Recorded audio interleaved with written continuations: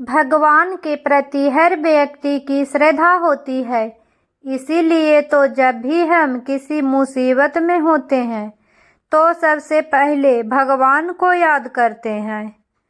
हर हिंदू परिवार में प्रतिदिन देवी देवताओं की पूजा की जाती है, लेकिन घर पर पूजा पाठ के साथ ही मंदिर भी जाना चाहिए।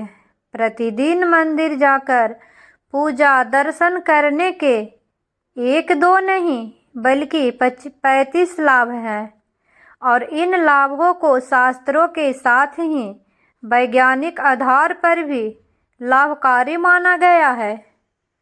देव दर्शन नियम हो, मंदिर में जाकर नमन, प्रार्थना, पूजा का सशक्त आधार हो। इससे जीवन में कई सुखद परिवर्तन, शांति, संपन्नता आदि होने के प्रति विश्वास का शुभ फल अवश्य मिलेगा। इसीलिए हर व्यक्ति को प्रतिदिन मंदिर जाने का नियम स्वयं के लिए अवश्य ही बनाना चाहिए। धार्मिक और वैज्ञानिक दृष्टिकोण से मंदिर जाने के 35 लाभ। नंबर 1, मंदिर जाने से सुबह ब्रह्म मुहूर्त में उठने का नियम बनता है। सुबह जल्दी उठने से हम अपने नित्य क्रम जैसे उषापान, शौच, दंत धावन, स्नान आदि से निर्वृत्त हो जाते हैं। नंबर 2, अपने घर के निकटतम मंदिर तक पैदल चलकर जाने से हमारा भ्रमण व्यायाम होता है, प्राणवायु मिलती है और उगते हुए सूर्य की दिव्य लालिमा का अवलोकन होता है। नंबर 3, मंदिर की घंटी को 7 सेकंड की बजाने से और इसकी टंकार पर ध्यान केंद्रित होने से हमारा मन सभी सांसारिक विषमताओं से हटकर प्रभु के चरणों में अर्पित हो जाता है। नंबर 4, मंदिर में भगवान को अर्पित सुगंधित फूलों की खुशबू से स्वास्थ्य लाभ मिलता है तथा उत्साहवर्धन होता है। नंबर 5, मंदिर में अर्पित विभिन्न फूलों के विविध रंगों से हमारे को सुकून मिलता है। नंबर 6, मंदिर में कपूर, अगरबत्ती और धूप की दिव्य सुगंध से हमारी प्रतिरोधक क्षमता बढ़ती है और नकारात्मकता समाप्त होती है। नंबर 7, मंदिर में हम अपने जीवन के उद्देश्य को दोहराते हैं और ईश्वर से सफलता का आशीर्वाद मांगते हैं। नंबर 8, सुबह उठते ही हम उस दिन की कार्यसूची लिखते हैं और उसे मंदिर लेकर जाते हैं और वहां उन सभी कार्य को पूरा करने के लिए कठोर परिश्रम का संकल्प भी लेते हैं। नंबर 9, जब हम मंदिर में आरती और कीर्तन के दौरान ताली बजाते हैं तो हमें इस एक्वा प्रेशर से स्वास्थ्य का लाभ मिलता है। नंबर 10, आरती में बजाई जाने वाली छोटी घंटी से हमारा पित्त दोष संतुलित होता है। शायद इसी कारण से गौ माता के गले में भी घंटी बांधी जाती है, क्योंकि ये सर्वमान्य है और गाय में पित्त ज्यादा होती है। नंबर 11, आरती के दौरान चालीसा के जाप से हमारी वाणी में दिव्यता आती है। ओम के उच्चारण से हमारा चित्त एकाग्र होता है। नंबर 12, आरती के बाद शंख बजाया जाता है, जो श्रद्धालुओं के लिए बहुत सुखदायी तथा स्वास्थ्यवर्धक है। नंबर 13, आरती के बाद हम भारत माता की, गंगा मैया की जय बोलते हैं, जिससे हमारी देशभक्ति जागृत होती है।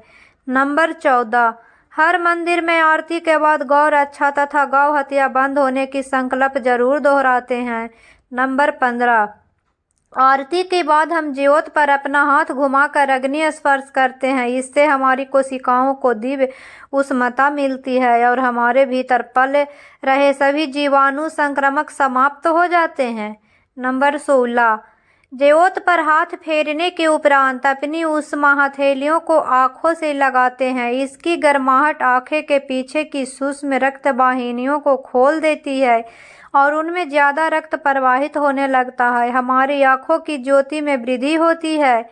नंबर 17, ज्योत पर हथेली रखना हमारे द्वारा हुई सभी भूल चूक के प्रायश्चित का भी प्रतीक है। नंबर 18, आरती के बाद हम जब दंडवत होकर माथा धरती पर लगाते हैं, इससे हमारा अहंकार खत्म होकर धरती में समाहित हो जाता है।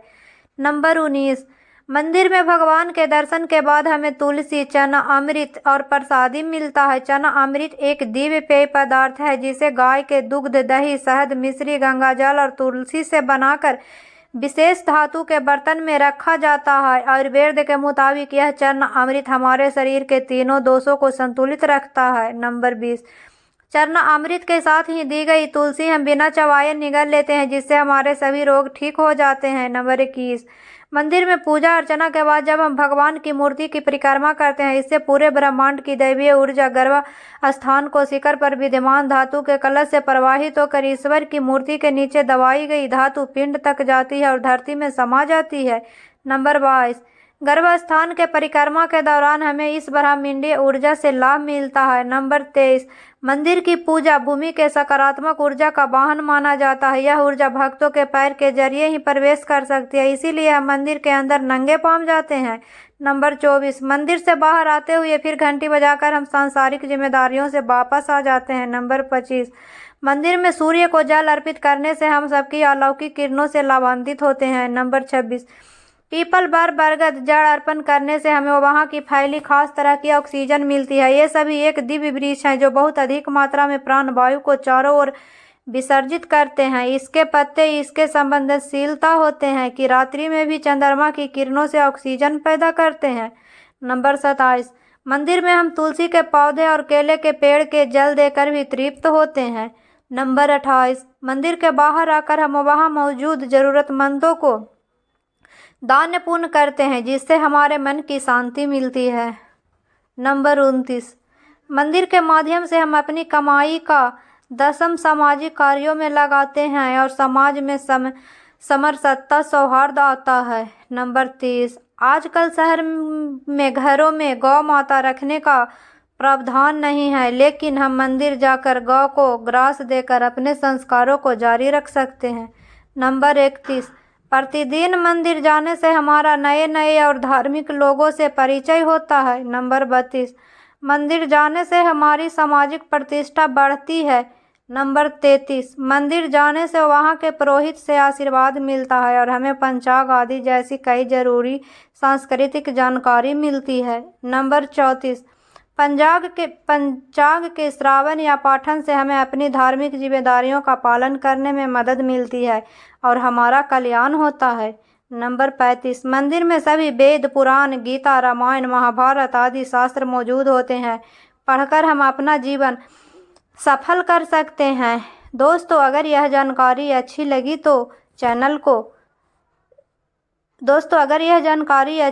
तो चैनल को सब्सक्राइब करें और वीडियो को एक लाइक ज़रूर करें।